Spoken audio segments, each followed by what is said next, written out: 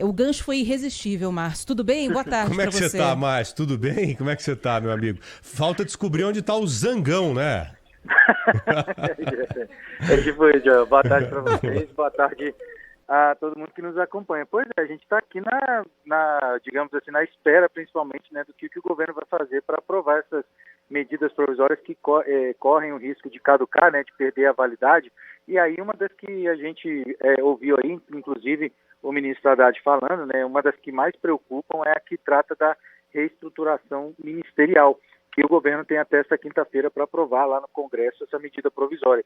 E aí, se essa medida provisória não for analisada pelos parlamentares até o dia 1º de junho, os ministérios considerados de suma importância pelo Palácio do Planalto podem simplesmente deixar de existir. Por isso que a base governista corre contra o tempo para aprovar o relatório final, que é do deputado Isnaldo Bulhões, que foi alterado nessa comissão mista que é formada por deputados e senadores e que acabou aí causando algumas críticas, principalmente críticas internas do governo federal. Lembrando que se não for aprovada, né, com os atuais 31 ministérios e os 6 órgãos previstos, né, com status de ministério que estão previstos nessa medida provisória, que foi editada pelo governo lá no início da gestão do terceiro mandato do presidente Lula, a gente pode ter, né, a volta do governo do tamanho que era durante a gestão de Jair Bolsonaro, que na época Jair Bolsonaro tinha 23 ministros. Mas, como a gente ouviu aí o ministro Fernando Haddad falando, essas mudanças não preocupam demais, porque tem uma que preocupa bastante, que é exatamente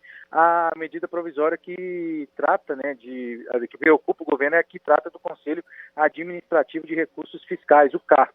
Lembrando que restabelece o voto de qualidade do governo. Mas a gente ouviu também, né, Fernando Haddad dizendo que tem algumas alternativas que já vêm sendo discutidas.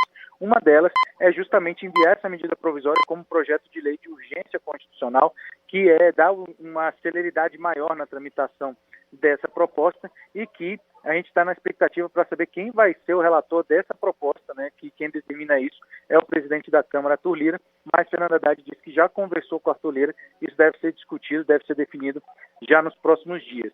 Lembrando que essa medida provisória, especificamente da questão da estrutura dos ministérios, essa medida provisória, né, que foi alterada nessa comissão mista, trouxe algumas alterações bastante significativas. Por exemplo, os sistemas de informações sobre saneamento, resíduos sólidos, recursos hídricos, que estava no Ministério do Meio Ambiente, vai para o Ministério das Cidades.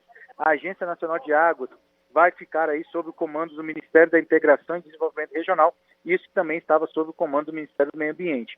O Ministério dos Povos Indígenas cede a demarcação de terras para o Ministério da Justiça. O da Fazenda, que é um fato, né, um ponto que o ministro Haddad falou nessa sonora que a gente ouviu, né, perde o Conselho de Controle de Atividades Financeiras, o COAF, para o Banco Central e, para finalizar, a Companhia Nacional de Abastecimento, o CONAB, passa a ser compartilhada entre o Ministério da Agricultura e o do Desenvolvimento Agrário. Então, essas medidas que devem ser aprovadas pelo governo, o líder do governo no Congresso, o senador Randolfo Rodrigues, falou que 95% do texto que foi apresentado pelo governo foi mantido, então que por isso está minimizando as possíveis consequências dessa medida provisória, dessas alterações. Agora, o governo corre contra o tempo, porque se não aprovar essa medida provisória até quinta-feira, perde a validade, e aí vai ter que encaminhar um novo texto que vai passar novamente pela comissão mista, e aí fica, né, enrolando, causando mais atraso no trabalho do governo, como a gente tem visto nos últimos dias.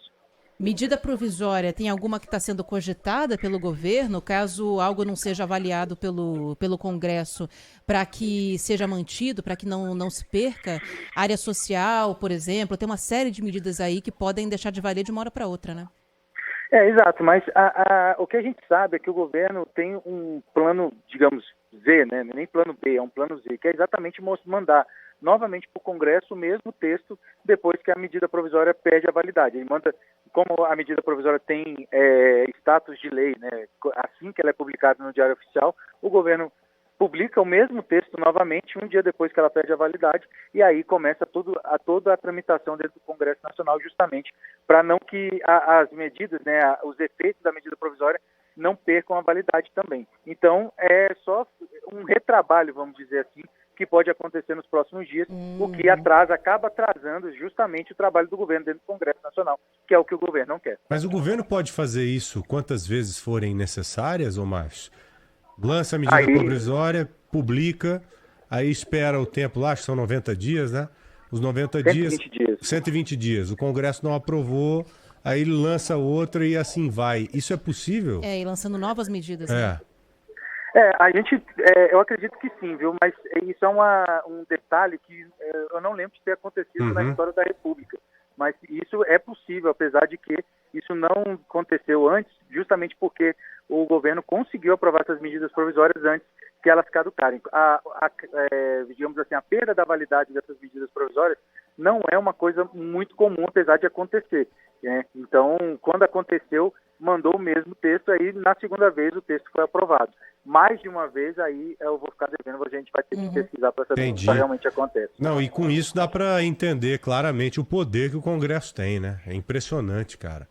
Os caras têm, eles têm um poder de decisão muito grande e por isso que ficam impressando, por isso que ficam barganhando. São os caras que mandam literalmente no nosso país. Havia um temor de que a CPI paralisasse o andamento do governo, nem precisamos, né? Nem chegamos ainda ao impacto que a CPI deve ter em tudo. Verdade. Ô, Márcio, muito obrigado, meu amigo. Uma boa semana para você aí. Para nós, viu, João? Um abraço para todo mundo aí. Valeu, até amanhã, querido. Bom trabalho aí.